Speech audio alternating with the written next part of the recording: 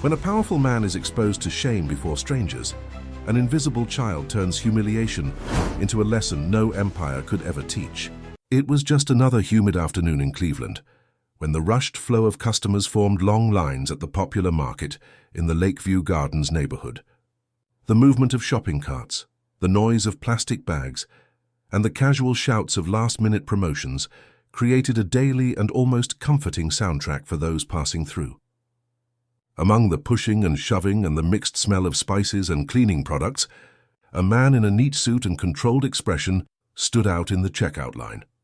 Robert Anderson, a name known in the most exclusive circles of American construction, a man of substantial fortune, seemed out of place in that popular environment. His Italian shoes reflected the fluorescent light of the market as he patiently waited his turn. Normally, he didn't frequent places like this. His assistants took care of the shopping, and his personal chef selected ingredients from chosen organic markets. But today was different. A last-minute cancelled meeting had left him with unexpected free time, and something had driven him to make a stop at that market. Perhaps curiosity about experiencing the everyday life of ordinary people, or perhaps just a momentary whim. He himself couldn't explain it. When his turn at the checkout came, he calmly removed the black card from the inside pocket of his jacket. The cashier, without even looking at him, swiped the card in the machine. The first attempt failed. The cashier frowned, cleaned the magnetic strip with his shirt, and tried again. Error. They tried contactless payment. Error. "Do you have another card, sir?" asked the cashier, already impatient. Robert looked for another card, but he had left in a hurry and only brought that one. The lines began to stir, some muttering impatiently, others laughing softly, as if enjoying seeing a man of pompous appearance being put in his place. "Problem with the rich guy's card," commented a lady to her friend, loud enough for everyone to hear. The situation got out of control when the cashier, now visibly irritated, raised his voice saying that the card really wouldn't go through. A man from the line behind let out a dry laugh and made an ironic comment about rich people who don't pay their bills. Robert, embarrassed but still trying to maintain his composure, said nothing. He tried to grab his cell phone, but there was no signal. His eyes wandered among the faces of people who now stared at him with scorn. The embarrassment became suffocating. It was at that moment that something unexpected happened. A child approached. Lily couldn't have been more than 8 years old. Her hair was tied with worn elastics. Her purple t-shirt was too big for her tiny body, and her flip-flops dragged on the floor as if they had already walked miles. She emerged from the corner of the market, where she usually stayed quietly, watching people and trying to sell candy or pick up forgotten coins. "I can pay," said Lily, with surprising firmness for someone so small. Silence took over the checkout. Everyone looked at the little girl in worn flip-flops and faded clothes. "What's that, little girl?" asked the cashier, confused. Lily approached the counter, put her hand in her pocket and took out 3 crumpled bills and some coins. She extended them to the attendant and said with a firm voice and serious expression, "I'll pay for his groceries, but it's a loan, with interest." The scene, although silent, generated an immediate reaction. Some stopped laughing, others frowned in confusion. No one knew if it was a joke or a performance. But the unusual gesture of the girl who, instead of offering help as an act of charity, presented a transaction, albeit childish, was enough to disconcert Robert. The cashier looked at Robert, then at Lily, and finally at the supervisor, who approached to understand the confusion. "What's happening here?" asked the supervisor.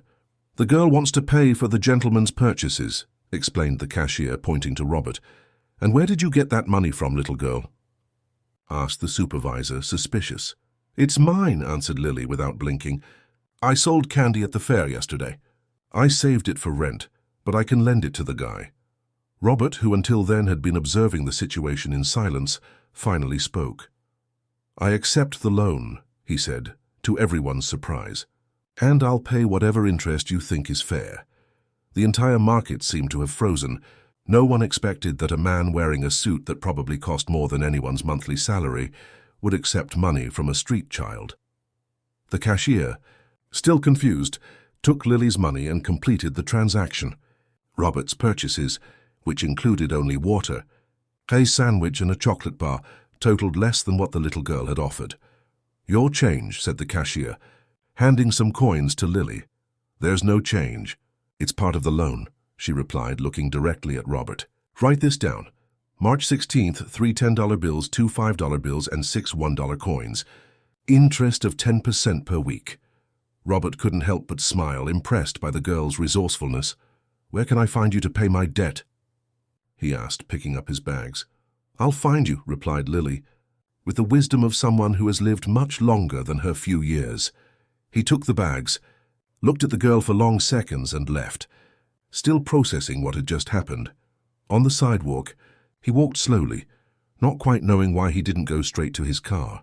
His driver was waiting a few meters away, but he didn't get in. Instead, he observed Lily from a distance. She had returned to her corner, organizing the little she had in a plastic bag. When she realized she was being watched, she merely pointed her index finger and repeated in a low, almost inaudible voice, as if sealing an agreement, "Interest." Something about that girl challenged him in a way that no corporate negotiation ever had. She didn't beg, didn't ask for anything. She just offered, with clear terms, a temporary rescue and a future collection. "Mr. Anderson, is everything okay?" asked his driver, approaching with concern. Robert didn't answer immediately. His eyes remained fixed on little Lily, who was now storing her treasure in a hidden pocket of pants too large for her size. "Jerry, go to the car." "He'll be back in a few minutes," he finally said. "But, sir, you have a meeting at—" "Cancel it," interrupted Robert. "Cancel all my appointments for this afternoon." The driver, accustomed to obeying without questioning, just nodded and returned to the vehicle. Robert waited until Lily left the market. The girl walked with determination, like someone who knows well the path she walks. He followed her, keeping a safe distance so as not to frighten her. He saw when she stopped to buy bread at a small bakery, negotiating the price with impressive skill for someone so young. Then he observed her helping an elderly lady carry bags in exchange for some coins. At each stop, each interaction, Robert discovered more about that strange girl who had lent him money. It wasn't charity she offered. It was business, pure and simple, and that intrigued him more than any $1 million proposal he had ever received in his life. When Lily finally entered a narrow alley between two old buildings, Robert hesitated. That was not a place for someone like him. But his curiosity was greater than his prudence. He adjusted his jacket and followed the same path. What he would find there would change his life forever. If this story interested you, don't forget to subscribe to our channel and give a like. Tell us what city you're watching us from, and we'll continue. The alley where Lily disappeared was narrow, poorly lit, and smelled of a mixture of home cooking and freshly washed clothes. Robert followed with caution, feeling completely out of his element. His Italian suit and polished shoes contrasted with the peeling walls and uneven ground. As he advanced, he heard voices of children playing, radios playing popular music, and the sound of pots and pans being handled. After a few meters, the alley opened into a small internal courtyard, surrounded by simple dwellings. Some were unfinished brick structures, others seemed to have been built with whatever was available at the moment. Clotheslines crossed the airspace like colorful webs, displaying sheets, t-shirts, and school uniforms hung out to dry. Lily crossed the courtyard with familiarity, greeting some people along the way. No one seemed to question her presence there. She belonged to that place. She stopped in front of a faded blue door, climbed onto a wooden box to reach the handle, and entered. Robert hesitated. Was he going too far? What would he say if someone questioned him? "I'm following a child who lent me money," didn't seem like an acceptable explanation. But before he could decide, an elderly lady came out through the same blue door carrying a plastic basin full of clothes. She stopped when she saw him. Her eyes, framed by deep wrinkles, examined Robert with a mixture of curiosity and suspicion. "Can I help you?" she asked, placing the basin on the ground. Robert cleared his throat, uncomfortable. "I came to talk to Lily," he explained, feeling how absurd the situation was. The lady's expression changed from suspicion to surprise. "And what does a man like you want with my granddaughter?" Granddaughter. The information fell like an important piece in a puzzle that Robert was trying to put together. "She helped me today at the market," he replied, choosing his words carefully. "I came to thank her and—" "Return the loan." The lady raised an eyebrow, incredulous. Loan? Lily lent you money? At that moment, Lily herself appeared at the door holding a worn school notebook. Grandma, he's the man from the market, explained the girl, as if that clarified everything. We have business. The lady looked from Lily to Robert and back to her granddaughter, then let out a tired laugh. Come in, she finally said, making a gesture with her hand. If you have business with my granddaughter, you'll need some coffee. The interior of the house was modest but impeccably clean and organized. Her wooden table with 4 different chairs occupied the center of the room, which also served as a kitchen. On the walls, some framed photographs showed a family, a younger Lily, the grandmother and other people that Robert didn't recognize. Sit down, ordered the lady, as she put water to boil in an old kettle. My name is Dorothy. And you are? Robert. Robert Anderson, he replied, sitting on one of the chairs, which creaked under his weight. Dorothy stopped what she was doing and looked at him more carefully. Anderson. Of Anderson Construction. Robert nodded, surprised to be recognized there. My husband worked on one of your projects many years ago, explained Dorothy, returning to preparing the coffee, before he got sick. Lily, who until then had been observing the conversation in silence, opened her notebook and showed a page to Robert. On it, in childish but organized handwriting, was written, Loan 76 Yamas, interest 10% per week. I've already calculated how much it will be by next week, she said, pointing to another note, 83.60. Robert couldn't contain a smile. The girl's mathematical precision was impressive. And if I want to pay now? He asked. Lily seemed to consider the question seriously. Then you don't get the full interest, she replied, but you can pay part in advance. Makes a 2% discount.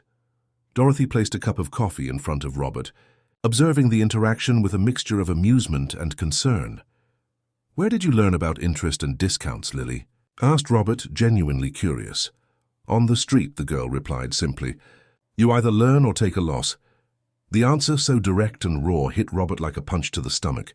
While he had grown up in a privileged family with access to the best education money could buy, Lily had learned financial mathematics on the streets, as a matter of survival. Lily has been helping with household bills since she was 6, explained Dorothy, sitting with them at the table. After my husband got sick, and I had to take care of him, she started selling candy at traffic lights. She never needed anyone to teach her how to give change or calculate profit. And your husband? Is he? Robert left the question hanging, uncertain how to conclude it. He passed away 2 years ago, answered Dorothy, with a look that mixed sadness and resignation. Since then, it's just the 2 of us. Lily closed her notebook and looked directly at Robert. Grandma does laundry for other people, but her hands hurt a lot, she explained, with the same objectivity with which she had spoken of interest. And I sell candy and save money for when her medicine runs out. Child, I don't need to tell our life story to the gentleman, intervened Dorothy, visibly uncomfortable. He asked about interest, justified Lily. I'm explaining why I know about it. Robert took a sip of the coffee, too strong and sweet for his usual taste, but somehow comforting at that moment. He tried to process the reality of those 2 lives so different from his own. Lily, he finally said, you lent me money today because you realized I was in a difficult situation, didn't you? The girl shrugged. I saw that your card didn't work. Everyone was laughing. I thought it could be a good business. A good business? Repeated Robert, confused. Yeah, confirmed Lily as if it were obvious. You look like someone who can pay later with interest. And I need to save money for Grandma's medicine. Again, the child's frankness completely disarmed him. There was no pity in Lily's gesture. There was strategy. She hadn't helped him out of compassion, but because she had identified a business opportunity. And how did you know I would be able to pay later? He asked, genuinely intrigued. Lily pointed to his hands. Your nails are clean and well cut. Your watch is expensive. Your shoes too. And you didn't get nervous when your card didn't work, just embarrassed. People without money get nervous. Dorothy smiled with pride at her granddaughter's perceptive observation. Lily has always been like that since she was little. Observes everything, doesn't miss a detail, commented the grandmother, running her hand through the girl's hair. Sometimes I think she was born 100 years old. Robert took out his wallet and counted some bills. He placed them on the table in front of Lily. "Here's 100 $, he said, "to pay my loan and the advance interest." Lily counted the money methodically, separating the bills by value. Then she wrote something in her notebook. "You paid $23.60 extra," she concluded. "Do you want the change or do you want credit for a future loan?" The question was so surprisingly professional that Robert couldn't contain a laugh. "Keep it as credit," he replied, entering the game. "You never know when I'll need another loan." While Lily carefully noted the credit in her notebook, Robert observed the house. On the side table, he saw several medicine bottles. In a corner, organized piles of clothes to wash. And on the wall, a calendar with marked dates, probably medical appointments. "Miss Dorothy," said Robert, suddenly decided, "I'd like to make a proposal." The lady looked at him with suspicion. "What kind of proposal?" "I notice that Lily has a natural talent for business and mathematics. I'd like to hire her as a kind of consultant." "Consultant?" repeated Dorothy, incredulous. "She's 8 years old and understands more about negotiation than many executives I know," argued Robert. "I'd like to come a few times a week, ask her questions, hear her ideas. In exchange, I can pay an amount that would help with the medicines and other necessities." Lily, who was listening attentively, frowned. "It's not charity, is it?" she asked with suspicion. "Because we don't accept charity." "Not at all," replied Robert, serious. "It's a service contract. You lend me your knowledge and I pay for it, with all terms registered in that notebook of yours." The girl seemed to consider the proposal for a moment, then nodded. "Okay, but you have to sign a contract, and there's a penalty if you cancel." Dorothy observed the interaction with a mix of concern and amazement. Her gaze went from Robert to Lily, as if trying to understand what was happening there. "You're a busy man," she finally said. "Why would you be interested in the ideas of a child?" Robert didn't know exactly how to respond. How to explain that in a few minutes, Lily had made him question values and concepts that he had taken a lifetime to build. How to say that the girl's raw honesty was like a mirror that reflected his own contradictions. "Let's say I'm looking for a new perspective," he finally answered. "And I believe Lily can show me things I can't see from where I stand." The response seemed to satisfy Dorothy, who slowly nodded. "And when would you like to start these consultations?" she asked. "How about tomorrow?" suggested Robert. "I can come in the late afternoon." Lily opened her notebook to a new page and began to write. "I'll prepare the contract," she said, with a seriousness that would be comical if it weren't so genuine, "and calculate how much it will cost per hour." Robert stood up, feeling strangely light. Something was changing inside him, as if a long-closed door was beginning to open. "Until tomorrow, then," he said goodbye, extending his hand to Lily. The girl shook his hand with surprising firmness for someone so small. "Until tomorrow, Mr. Robert," she replied. "And don't be late. Time is money." The next morning, Robert woke up before the alarm. It was unusual for him, who normally needed 3 alarms and a strong cup of coffee to start the day. He sat on the king-size bed in his penthouse apartment and looked out the panoramic window that offered a privileged view of the city of Cleveland. Mirrored buildings, wide avenues, tiny cars moving like organized ants, a world distant from the one he had seen yesterday. He picked up his phone and checked his schedule. 3 important meetings, a lunch with investors, and a video conference with international partners. A normal day in the life of Robert Anderson, except that for the first time in years, none of this seemed urgent or even relevant. "Caroline," he called, activating the virtual assistant through the intercom. "I need you to reorganize my schedule for today. Transfer all meetings to other days or ask Mark to replace me." There was a moment of silence before the response. "Mr. Anderson, today we have the meeting with the Clear Waters Project investors. It would be imprudent to cancel." "I'm not canceling, I'm postponing," corrected Robert, with a firmness that left no room for argument. Something came up. "Something important." Another pause. "As you wish, sir. Should I inform the reason for the absence?" Robert considered the question. What would he say? That he was consulting an 8-year-old girl about business strategies? That he wanted to understand how someone who barely knew how to read and write had more financial intelligence than executives trained at the best universities? "Just say it's an unavoidable personal matter," he finally replied. At 4:30 p.m., Robert parked his imported car a few blocks from the alley where Lily lived. He opted for a more casual look today: jeans, polo shirt, and less ostentatious leather shoes. Still, he felt out of place walking down those narrow streets, where asphalt gave way to irregular cobblestones and, eventually, to dirt roads. Some children were playing with a sockball at the entrance to the alley. They momentarily stopped to observe him pass, whispering among themselves. Robert smiled and waved, trying to appear less of an intruder than he really was. Upon reaching the small internal courtyard, he found Dorothy hanging clothes on the clothesline. She greeted him with a nod. "Good afternoon, Miss Dorothy," said Robert, approaching. "Is Lily in?" "She's finishing her homework," replied the lady, fastening a sheet with colorful clothespins. "You can go in. The door is open." Robert hesitated for a moment. "Wouldn't it be better if I wait out here?" Dorothy stopped what she was doing and stared at him.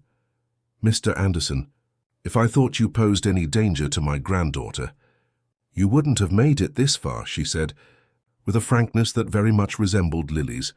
"Besides, she has the contract ready and is eager to show it." Robert thanked her with a nod and headed to the blue door. He knocked lightly before entering.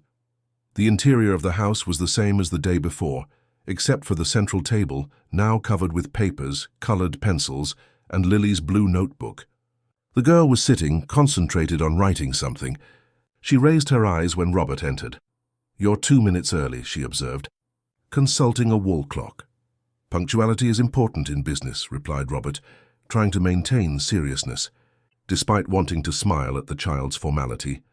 Lily made a gesture indicating he should sit.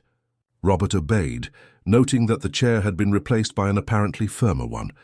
"I asked Mr. Joe to fix the chair," explained Lily, as if reading his thoughts. "I said I was receiving an important visitor." "Thank you," said Robert, genuinely touched by the gesture.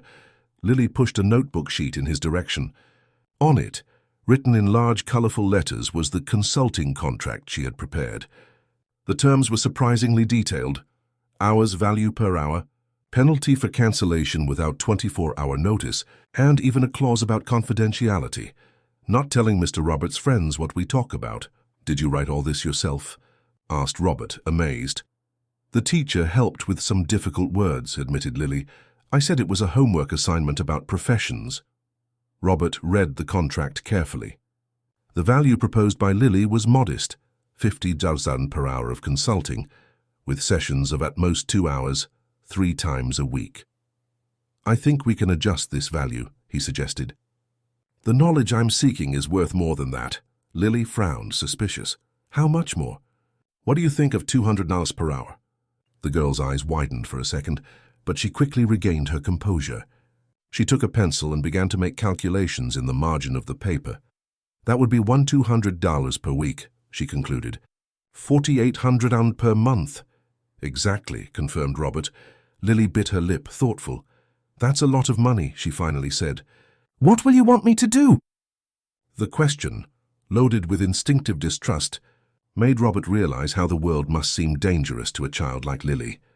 A rich adult, offering money in exchange for consultations, it would naturally sound suspicious. "I just want to talk," explained Robert, choosing his words carefully. "Ask questions about how you see the world, business, money. Listen to your ideas. Maybe propose some problems for you to solve. Nothing more than that." Lily studied him for a long moment, as if trying to detect some lie in his words. "Why?" she finally asked. "Why do you want to know what I think?" It was a fair question, and Robert realized he owed her an honest answer. "Because yesterday at the market you did something that no one else would do," he began. "When you saw someone in trouble, you didn't offer charity. You offered business. You didn't have pity, you had vision. And that intrigued me deeply." Lily slowly nodded, seeming satisfied with the explanation. "Okay then," she agreed, taking the contract. "But I'll change it to $100 per hour. 200 is too much." Robert couldn't help but smile. Anyone else would have immediately accepted the higher amount. "Why are you reducing the value?" he asked, curious. "Because I don't think I'm worth 200 an hour yet," Lily replied with brutal honesty. "When I know more things, we can renegotiate." At that moment, Robert understood why he was there. Lily not only had a natural instinct for business, she had integrity. an extremely rare combination, even among the most successful entrepreneurs he knew. "Deal," he agreed, extending his hand. After signing the contract, Lily insisted on signing with a blue pen, because it's more official. They began the first consulting session. Robert had brought some hypothetical problems to discuss. "Imagine that I have 2 ice cream shops," he began. "One is in a rich neighborhood, and the other in a simpler neighborhood. How should I price the ice creams in each one?" Lily thought for a few seconds. "In the rich neighborhood, the ice cream has to be more expensive," she replied. "And why?" asked Robert. "Because people there can pay more," said Lily, as if it were obvious. "But it also has to look fancier, with a foreign name and things like that. And in the shop in the simpler neighborhood, that has to be cheaper, but not too much. If it's too cheap, people will think it's bad," she explained. "And there it's better to sell in different sizes. A very small and cheap one for the kid who only has coins, and a big one for the family to share on Sunday." The answer was so insightful that it could have come from a marketing consultant with years of experience. Lily instinctively understood concepts like price elasticity and market segmentation without ever having heard these terms. The afternoon continued with similar discussions. Robert proposed scenarios, and Lily offered surprisingly practical and efficient solutions. There were no complex theories or elaborate jargon in her answers, just acute observation of reality and a natural understanding of how people behave in relation to money. When the clock struck 6:30 p.m., Lily announced that time was up. "That's exactly 2 hours," she said, noting in her notebook. "You owe me 200 baiguas." Robert took out his wallet and handed her the money. Lily counted twice before storing it in an envelope. "What are you going to do with that money?" asked Robert. "I'll save half for Grandma's medicine," replied Lily. "A quarter goes to the rent savings, and the rest I'll invest." "Invest?" repeated Robert, intrigued. "In what?" "In candy. I buy the big package wholesale, divide it, and sell it at the school door. It gives almost 40% profit." Robert nodded, impressed. "And do you always divide the money like this?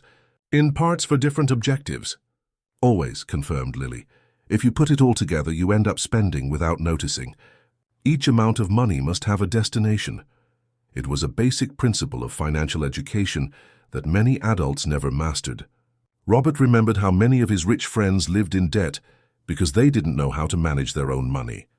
When Robert was preparing to leave, Dorothy returned to the house, bringing with her a small package. "I made cornbread," she said, handing the package to Robert. "For you to take." "You didn't have to, Miss Dorothy," said Robert, surprised by the gesture. "It's a fair exchange," replied the lady. "You're helping us, we help you." "It's not charity, Grandma," added Lily quickly. "It's networking." Robert couldn't contain a laugh. "Where did you learn that word?" "On television," replied Lily. "On the business program that airs Sunday morning. I always watch it." As he left Lily's house, Robert realized that he felt different, lighter, more connected. There was something in the simplicity of that family, in the direct way they faced life, that touched him deeply. His driver was waiting at the agreed location. Jerry opened the car door, but Robert hesitated before getting in. "Jerry, how long have you worked for me?" he asked. 12 years, sir," replied the driver, a bit surprised by the question. "And do you live near here?" "Actually, yes." "On the other side of the neighborhood?" Robert nodded, thoughtful. "What do people around here think of Anderson Construction? Be honest." Jerry seemed uncomfortable with the question. "Well, sir, people have mixed feelings. Some admire the company's success, others, encouraged Robert. "Others think that companies like yours don't even know that places like this exist," completed Jerry, choosing his words carefully. And they were right, thought Robert. Until yesterday he himself didn't know. Or maybe he knew but preferred not to see. "Thank you for your honesty, Jerry," he said, finally getting into the car. "Let's go home." During the journey, Robert observed the city with different eyes. He saw the inequalities that had always been there, but that he had never really noticed. He saw the small businesses, people returning from work, life pulsating on every corner. And he thought of Lily, a child who understood more about survival and entrepreneurship than many of the executives he employed. If this story interested you, don't forget to subscribe to our channel and give a like. Tell us what city you're watching us from and we'll continue. 2 weeks passed since Robert's first meeting with Lily. His visits to Lakeview Gardens became part of his routine, 3 times a week religiously. To the surprise of his team, the businessman began to reorganize his schedule, prioritizing late afternoons for unavoidable personal commitments, a term he used to refer to the consulting sessions with Lily. At the central office of Anderson Construction, located on the 30th floor of one of the most imposing skyscrapers in Cleveland, the frequent absence of the CEO began to generate speculation.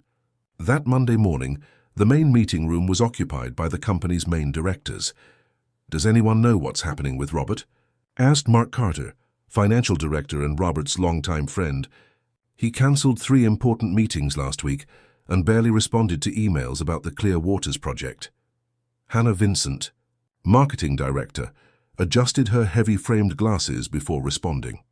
"According to Caroline, he's dealing with personal matters," she explained.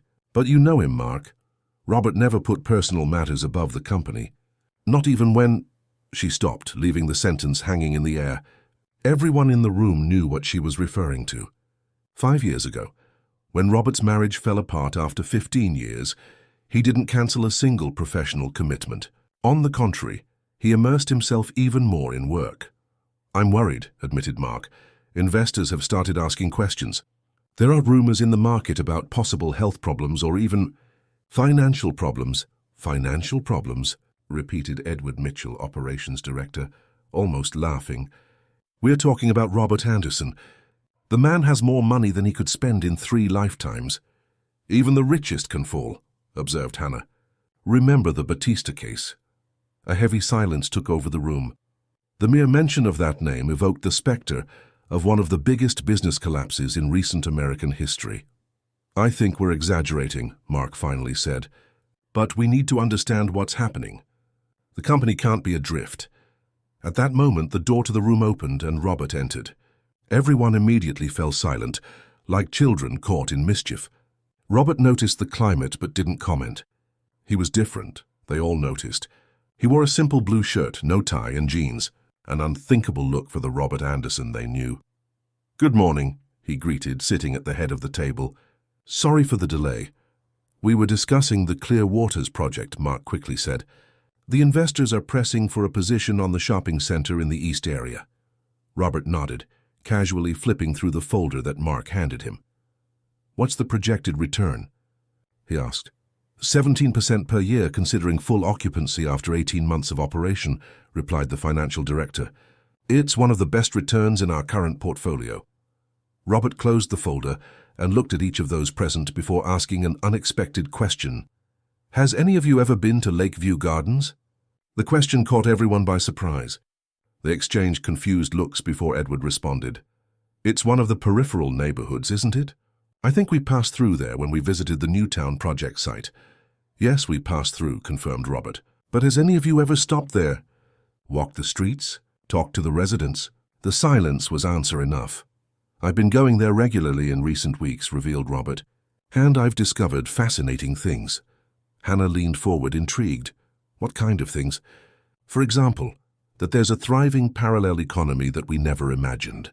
Small entrepreneurs who operate completely outside the radar of the traditional financial system. People who have developed their own systems of credit, savings, and investment." The directors looked at each other, clearly confused by the direction of the conversation. "Robert," intervened Mark, cautious, "that's very interesting, but what does it have to do with the Clear Waters project?" Robert smiled enigmatically. "Maybe nothing. Maybe everything. I'm rethinking some things, Mark, questioning premises that I always took for granted." An uncomfortable silence followed this declaration. It was Edward who finally verbalized what everyone was thinking. "Robert, is everything okay? You seem different." "I'm great," replied Robert with genuine conviction. "Actually, I've never felt so good. I'm just seeing the world through different eyes." The meeting continued, but the climate had changed. Technical discussions about financial projections and construction schedules didn't seem to fully capture Robert's attention as before. He listened, occasionally asked questions, but his mind seemed to be elsewhere. At the end of the meeting, when everyone was already leaving, Mark stayed behind. "Can I talk to you in private?" he asked when they were alone. Of course, agreed Robert, sitting down again. Mark hesitated, choosing his words. We've been friends for more than 20 years, Robert. We grew up together in this market. You know me well enough to know that I only want what's best for you. Where are you going with this, Mark? Asked Robert directly. There are rumors, Robert. In the market, among investors. People questioning your health, your financial situation, even your sanity. Robert laughed, genuinely amused. My sanity? Because I cancelled some meetings? It's not just that, insisted Mark. It's this sudden obsession with peripheral neighborhoods, these behavioral changes. You practically disappeared in recent weeks. Some shareholders are nervous. Robert stood up and walked to the window. From there he had a panoramic view of the city, the downtown skyscrapers, the luxury condominiums to the north, and far away, almost invisible from that height, the simpler neighborhoods. You know what's most ironic, Mark? We've spent decades building and transforming this city, but we've never really known it, he reflected. We've shaped the skyline, erected monuments to our success, but we have no idea how most people live. Mark approached, genuinely concerned. Robert, are you having some kind of existential crisis? Maybe, admitted Robert. Or maybe I'm just waking up to a reality that has always been there, but that I chose to ignore. He turned to face his friend. I met someone who changed my perspective. Mark, someone who made me question everything I've always considered important. Mark's eyes widened with sudden understanding. You met someone? A woman? Robert laughed again. Not in the way you're thinking. It's a child, actually. An 8-year-old girl named Lily. Mark's confusion only increased. A child? I don't understand. I met her by chance at a market in Lakeview Gardens. My card was declined. An error in the system, apparently. And she lent me money. With interest. Mark frowned, trying to process the information. And that impressed you? More than I can explain, confirmed Robert. Lily has an intuitive understanding of economics and business that many of our MBAs will never achieve. She survives in an environment where every cent counts, where there's no margin for error. And she's developed brilliant strategies from that. So these absences of yours, I've been visiting her. I actually hired her as a consultant, in fact, paying in cash with a contract and everything. Mark sat down heavily, assimilating the revelation. Robert, do you realize how this sounds? The CEO of one of the largest construction companies in the country, cancelling meetings to talk to a street child. Robert's expression hardened. She's not a street child. She lives with her grandmother, attends school, and manages her own small business. And yes, I know exactly how it sounds. It sounds like someone who is finally questioning their own prejudices and limitations. Mark raised his hands in surrender. I didn't mean to offend. I'm just trying to understand. Robert softened his expression. I know, and I don't expect you to understand completely. I'm still processing all of this myself, but I can guarantee that the company is not at risk. On the contrary, I think I can bring valuable perspectives from these conversations. Like what exactly? Asked Mark, still skeptical. Like the fact that we're ignoring entire markets, replied Robert. People like Lily and her grandmother Dorothy will never enter a traditional bank, will never have access to formal credit, will never be considered in the marketing strategies of large companies. But they exist, they consume, they save, they invest in their own way. An idea was beginning to form in Robert's mind, something that had been germinating since his first conversations with Lily, but that only now was taking concrete form. Mark, what if we could create something that reached these people? Not as charity, but as business. A microcredit system, perhaps, specifically aimed at young entrepreneurs from underprivileged communities. Microcredit is not exactly a new idea, observed Mark. Several institutions already do this, but not in the way I'm imagining, insisted Robert. Not with an educational focus, not directed at children and adolescents with entrepreneurial potential. Mark seemed less skeptical now, more curious. Would this be a parallel project to the construction company? A foundation, perhaps? Robert nodded, becoming animated with the idea. Exactly. A foundation that would identify young people like Lily and offer not only capital, but practical financial education. Something that could really transform lives and entire communities. And how would Anderson Construction benefit from this? Asked Mark always. Pragmatic. In various ways, replied Robert. Public relations, obviously. but also developing new markets in the long term. Think of it as an investment in the future. We're cultivating the next generation of entrepreneurs and consumers. Mark considered the idea for a moment. We would need a detailed plan. Projections, structure, dedicated team. I've already started to sketch something, revealed Robert, and I'd like you to help me refine the concept. The financial director smiled, relaxing for the first time since the beginning of the conversation. That explains a lot. For a moment I thought you were having some kind of collapse. Not a collapse, corrected Robert. A revelation. And I want you to meet Lily. She'll surprise you, I guarantee. Meanwhile, in Lakeview Gardens, Lily sat at the kitchen table, making notes in her blue notebook. Dorothy observed her granddaughter with a mixture of pride and concern. "What are you writing so much in that notebook, child?" asked the grandmother. "Ideas," replied Lily without raising her eyes. "To talk with Mr. Robert today." Dorothy sat next to her granddaughter, observing the scribbles and calculations in the notebook. "You really like these conversations with him, don't you?" Lily nodded. "He asks interesting questions, and he pays well."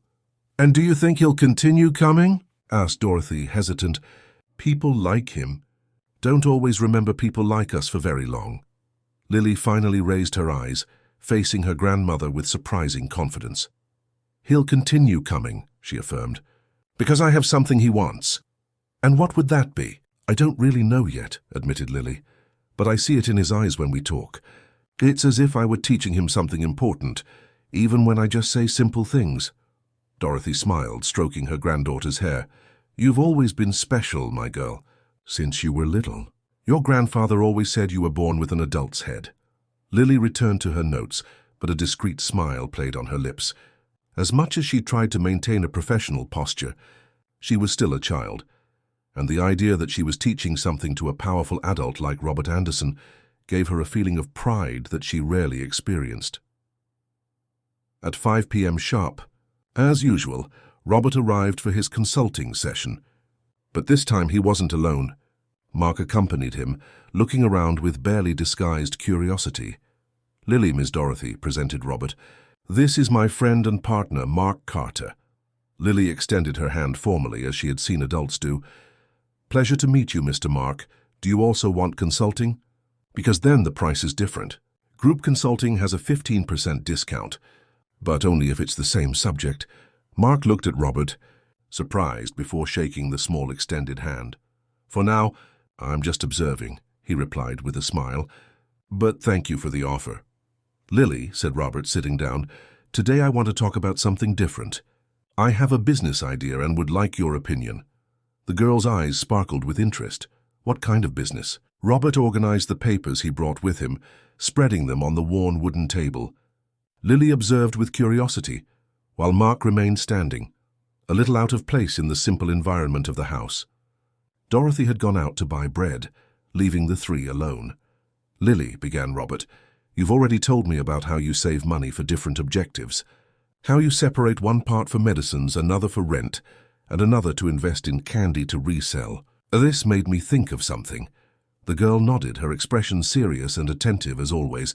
"I thought about creating a foundation," continued Robert, "a place that could help children and adolescents like you, who have business ideas but don't have money to start." "Like a bank?" asked Lily. "More or less," explained Robert. "But a special bank that would teach about money and also lend small amounts for young people to start their own businesses." Lily frowned. "Thoughtful. And how would you know if the person wouldn't take the money and disappear?" Mark laughed softly, impressed with the perceptive question. Robert smiled too. "That's an excellent question," he acknowledged. "How do you think we could guarantee that?" Lily didn't hesitate. "There has to be someone who knows the person. Someone who guarantees," she replied. "Like when Miss Mary from the bakery lets me get bread on credit because she knows Grandma." "A community guarantor," murmured Mark, fascinated. "That's exactly what microcredit institutions use in developing countries. And they also have to pay back little by little," continued Lily, "not all at once. Otherwise it gets too heavy." "Small installments," agreed Robert. "Perfectly reasonable. And you have to teach the person to do the math right," added Lily, "because there's no point in lending if the person doesn't know how much will come in, how much will go out, and how much needs to be saved." Robert and Mark exchanged significant looks. The girl was, intuitively, outlining the basic principles of an educational microcredit program. "Lily," said Robert, "I'd like you to help me create this project. Your experience and vision would be very valuable." The girl's eyes widened, surprised by the proposal. "Me? But I'm only 8 years old. And understand more about practical economics than many adults I know," affirmed Robert. "Besides, this project is for children and young people. Who better to help us understand what they need than someone like you?" Lily looked at Mark as if seeking confirmation that it wasn't a joke. "Is he serious?" she asked. Mark, who had initially come skeptical, now seemed genuinely impressed. "Completely serious," he confirmed. "In fact, after hearing you for just a few minutes, I also believe you would be a great consultant." Lily turned to Robert, suddenly suspicious. "And how much will you pay me for this?" Robert smiled, delighted with the girl's objectivity. "What do you suggest?" Lily thought for a moment. "If I'm going to help make a big business, I want to be a partner," she declared, surprising the two men. "I don't just want to be paid by the hour. I want a part of the business." Mark almost choked on the audacity of the proposal, but Robert seemed to consider the idea seriously. "It's a non-profit foundation, Lily," he explained. "It won't have owners in the traditional sense, but we can think of a position for you. Something like junior consultant or youth advisor." Lily didn't seem convinced. "And how much does that pay?" "We can discuss a monthly amount," suggested Robert. "Besides, the foundation could help with your education. Scholarships, special courses, that kind of thing." The girl considered the proposal, biting her lower lip as she thought. "I want that in writing," she finally said. "And I want Grandma to receive something too. She needs health insurance." Mark couldn't contain a smile of admiration. At just 8 years old, Lily was already negotiating like an experienced executive, including benefits for dependents in her compensation package. "That can be arranged," agreed Robert. "Now tell me, how do you think we should call this project?" Lily reflected for a moment. "It has to be a name that children understand," she opined. "Nothing complicated like microcredit or entrepreneurship. That scares people." "And what do you suggest?" asked Mark, genuinely curious. "Future Now," replied Lily after a few seconds of reflection. "Because that's what we're doing, right? Building the future now." Robert and Mark looked at each other, impressed. The name was simple, direct, and perfectly aligned with the project's proposal. "Future Now Foundation," repeated Robert, testing how it sounded. "Perfect." At that moment, Dorothy returned from the bakery. Noticing the atmosphere of enthusiasm in the room, she asked, "What's happening here?" "Grandma," announced Lily with pride, "I think I got a real job." Robert briefly explained the idea of the foundation and the role he envisioned for Lily. Dorothy listened to everything with a cautious expression, typical of someone who has seen too many promises broken in life. "And what exactly would my granddaughter have to do?" she asked when Robert finished. "Initially help plan how the foundation will work," he explained. "What criteria to use to select young people, how to adapt the language so they understand, that kind of thing. Later, when it's up and running, she could participate as a kind of junior mentor, helping other young people develop their ideas." Dorothy looked at her granddaughter, who was awaiting her reaction with visible expectation. "And her studies?" asked Dorothy. "Lily needs to focus on school." "That would be an absolute priority," guaranteed Robert. "In fact, part of the agreement would include educational support for Lily. Scholarships, private tutors if necessary. We want her to have all possible opportunities."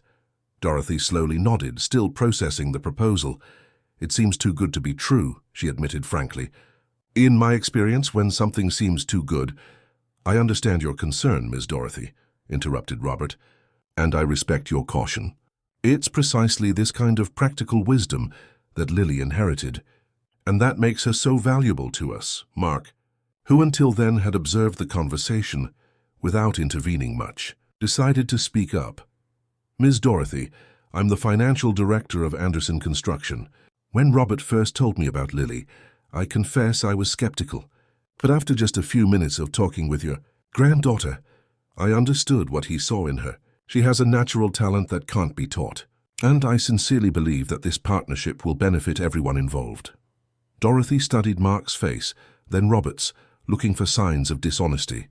Finding none, she turned to Lily. "What do you think, my child?" Lily didn't hesitate. "I think we should accept, Grandma. It's a good opportunity. And if it doesn't work, we can always cancel." Dorothy smiled, touched by her granddaughter's maturity. "All right," she finally agreed. "But I want everything documented with a lawyer and everything. I wasn't born yesterday." "I'll provide the necessary documents," guaranteed Robert. "And if you'll allow me, I'd like to start implementing some measures immediately. For example, health insurance for you." Dorothy opened her mouth to protest, but Lily was faster. "This isn't charity, Grandma. It's part of my payment, like when you do laundry for Ms. Josephine and she pays with eggs from her farm." The explanation, framed in terms that made sense in the universe of exchanges and favors of the neighborhood, seemed to convince Dorothy. "If that's the case," she agreed, "then all right."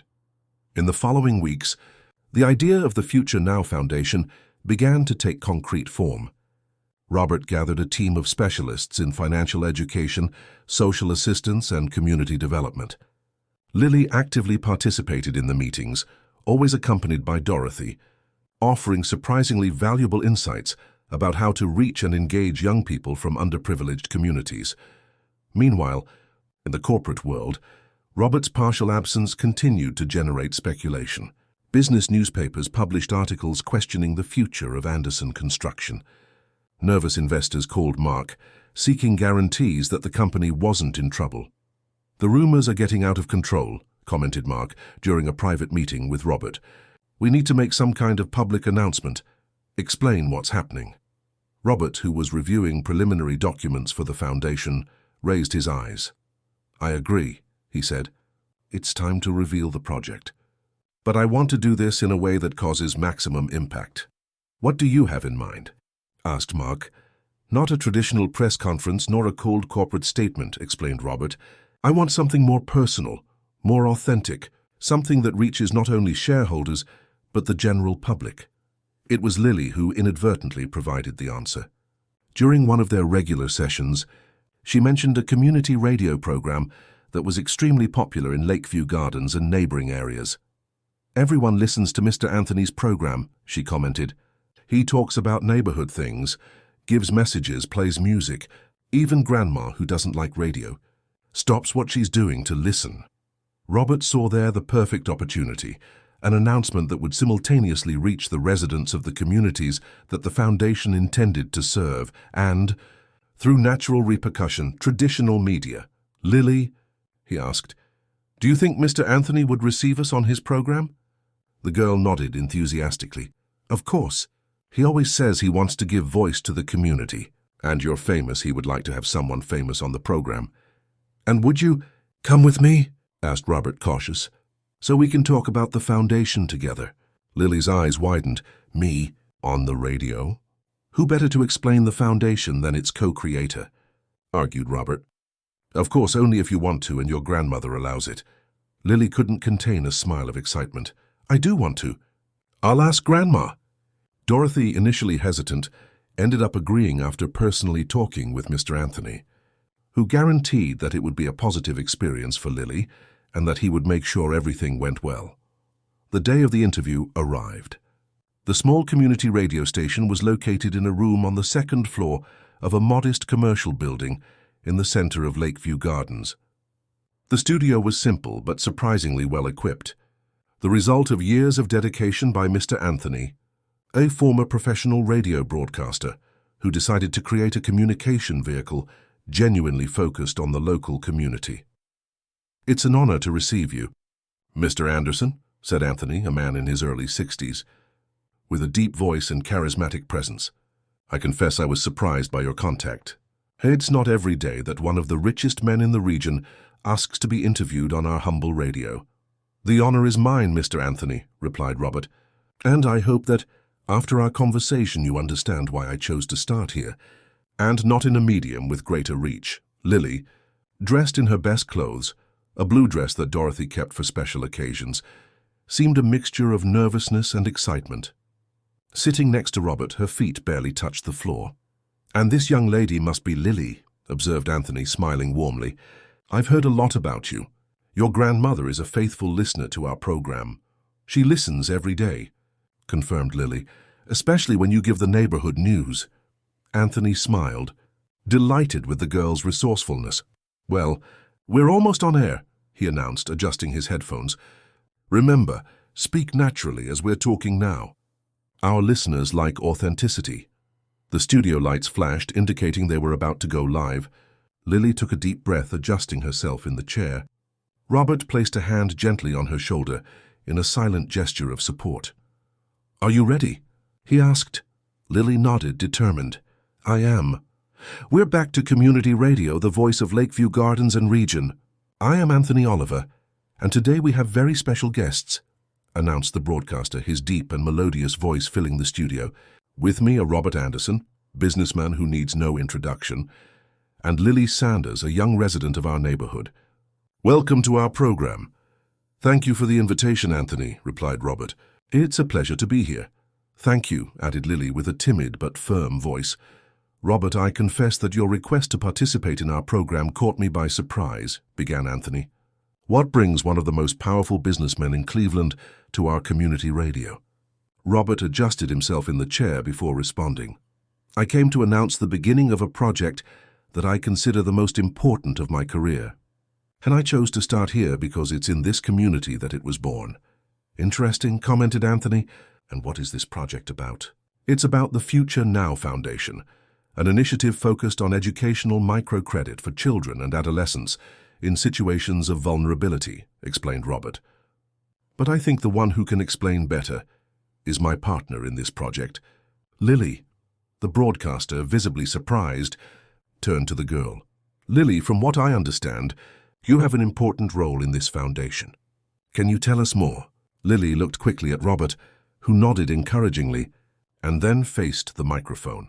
"The foundation will lend money to children and young people who have business ideas, but don't have how to start," she explained, with simplicity and clarity. "But it's not just lending. It will also teach how to take care of money, calculate profit, those things." "And how did this partnership between you two come about?" asked Anthony, increasingly intrigued. Lily smiled, more relaxed now. "I lent him money once, with interest." Anthony's expression was priceless. Robert couldn't contain a smile when seeing the confusion on the broadcaster's face. "I think we need this complete story," requested Anthony. In the following minutes, Robert and Lily alternated telling the unusual encounter at the market, the subsequent consultations, and how all this evolved into the idea of the foundation. As they spoke, it was possible to feel Anthony's growing enthusiasm, who occasionally interrupted with pertinent questions, clearly captivated by the story. "That's extraordinary," commented the broadcaster when they finished. "Lily, at just 8 years old, you already demonstrate an understanding of business that many adults never achieve. Where does this knowledge come from?" From life," she replied simply. "We learn when we need to." The answer, so direct and profound, left the studio in silence for a few seconds. "Robert," resumed Anthony, "many wonder about your absence in business circles in recent weeks. There were even rumors about health or financial problems. Now we understand that you were focused on this new project." "Exactly," confirmed Robert. "And I take this opportunity to reassure everyone. Anderson Construction remains solid and operating normally. This project is parallel and personal, although it has the full support of the company." "And how will this foundation work concretely?" Anthony wanted to know. "Initially, we will establish centers in selected communities, starting with Lakeview Gardens," explained Robert. "Young people between 8 and 18 years old will be able to register, presenting ideas for small businesses. Those selected will receive microcredit, mentoring, and financial education." "The most important part is education," intervened Lily with conviction. "Because there's no point in giving money if the person doesn't know how to use it." "Excellent observation," agreed Anthony. "And what types of businesses do you expect to support?" "Any viable idea," replied Robert. "From selling crafts to digital services. The important thing is the potential for growth and sustainability. Like my candy business," added Lily, "I started selling one by one at the school door. Then I started buying large packages wholesale and reselling. Now I also sell pencils and erasers when there's a test." Anthony smiled, delighted with the concrete example. "And when does this initiative officially begin?" "Today," announced Robert. We're launching the Foundation's website, where those interested can get more information and register. In addition, we'll have a team visiting schools and community centers in the coming weeks. The interview continued for a few more minutes, with Anthony asking increasingly specific questions about how the Foundation would work. Lily, initially shy, gained confidence and responded with increasing resourcefulness, sometimes surprising even Robert with her insightful comments. "Before we finish," said Anthony, "I'd like to ask a more personal question, if you allow me. Robert, what has changed in you since you met Lily? And Lily, what has changed in you since you met Robert?" The question caught both by surprise. Robert was the first to respond. "Everything has changed," he admitted. "I spent my life building buildings, changing the skyline of cities, but never really understood the impact of this on real people. Lily showed me a perspective that I never had access to. She taught me about resilience, pragmatism, and above all, about real value. Not what's in financial statements, but what really matters in people's lives." Anthony turned to Lily. "And you, young lady, what have you learned from this experience?" Lily thought for a moment before responding. "I learned that I can dream bigger," she finally said. "Before I only thought about saving money for grandma's medicines, for rent. Now I think about how I can help other children like me. And also," she hesitated briefly, "I also learned that not all rich people are bad or selfish. Some really want to help." The sincerity of the response visibly moved Anthony, who cleared his throat before continuing. "Powerful words from an extraordinary young lady," he commented. "And with them, we end our interview today. Robert Anderson, Lily Sanders, thank you very much for sharing this inspiring story with us." "The thanks are ours," replied Robert. "Thank you," added Lily, with an audible smile in her voice. When the microphones were turned off, Anthony stood up and shook hands with both. "That was really special," he commented. "I'm sure our listeners will be touched and inspired." "I hope so," said Robert. "And we count on community radio to continue publicizing the Foundation's actions." "You can count on us," guaranteed the broadcaster. "This is exactly the kind of initiative our community needs." Upon leaving the radio, they found Dorothy anxiously waiting. She hugged her granddaughter with pride. "You were wonderful, my little one," she praised. "You spoke like a grown-up." Lily smiled, accepting the compliment with a mixture of pride and shyness.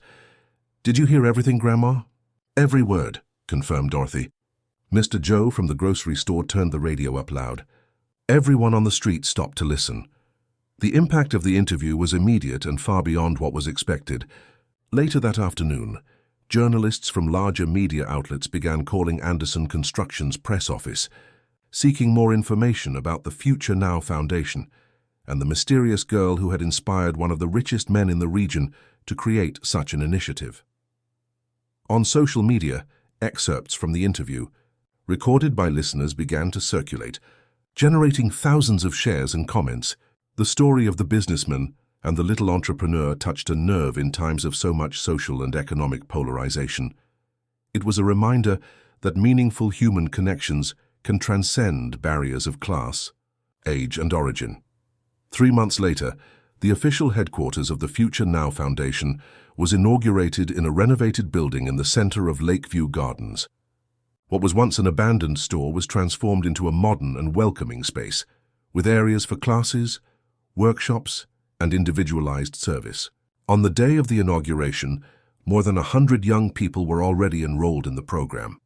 Lily, now officially junior advisor to the foundation, had her own small office, a colorful room adapted to her age, but equipped with a computer and all the resources necessary for her consultations.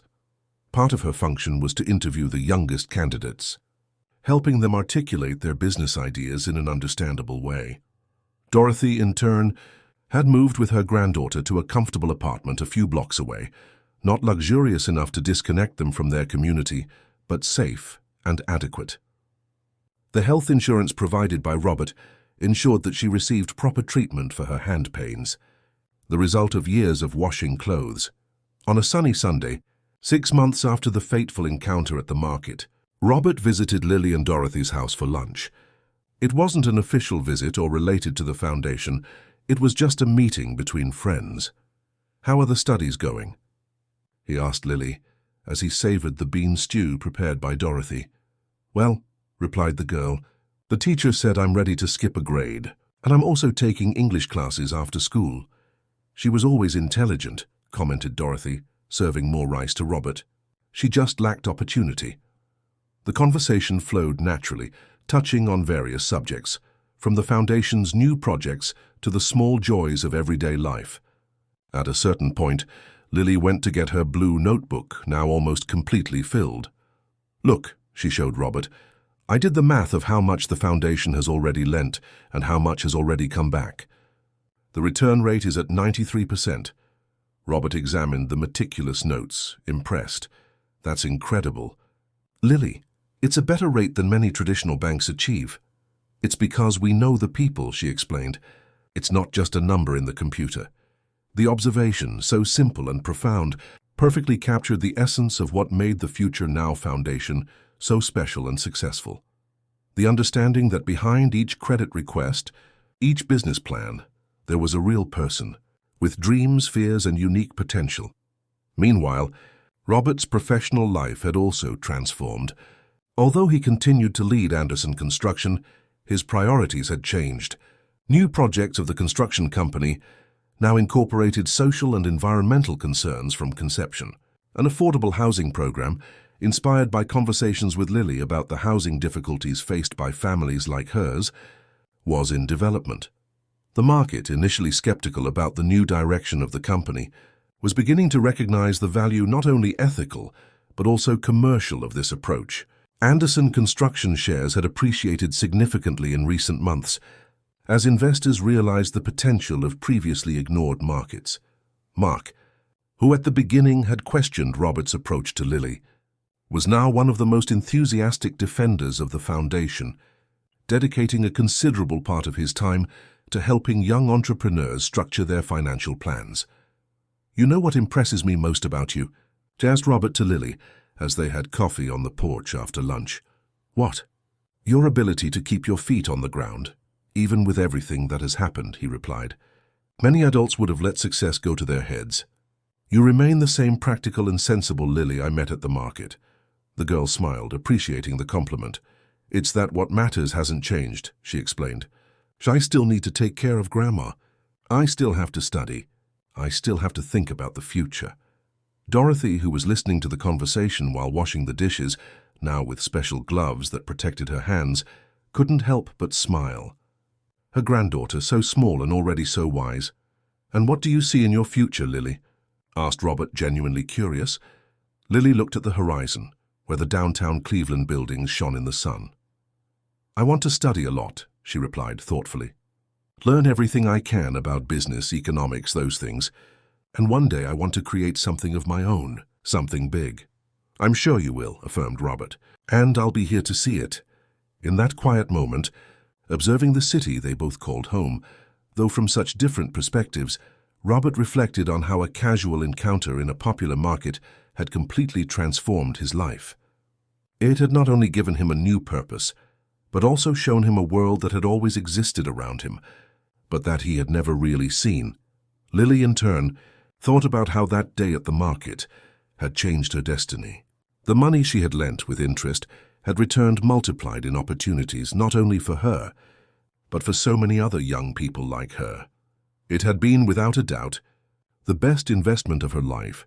As the sun began to set, coloring the Cleveland sky with shades of orange and pink, Lily took something from her pocket and handed it to Robert. It was a $10 bill, carefully folded. What's this? He asked, confused. It's the change from your credit that day at the market, explained Lily. You paid $23.60 extra for the loan, remember? But you only used $13.60 in advance interest, so you still have $10,000 saldo credit. I'm returning it because our partnership is different now. We started a new business together. Robert looked at the bill, then at Lily, and couldn't help but laugh, a genuine laugh, full of admiration and affection. You never cease to amaze me, he said, always honoring your commitments down to the last cent. Business is business, replied Lily with a smile, but friendship is something else. And it was true. What had begun as a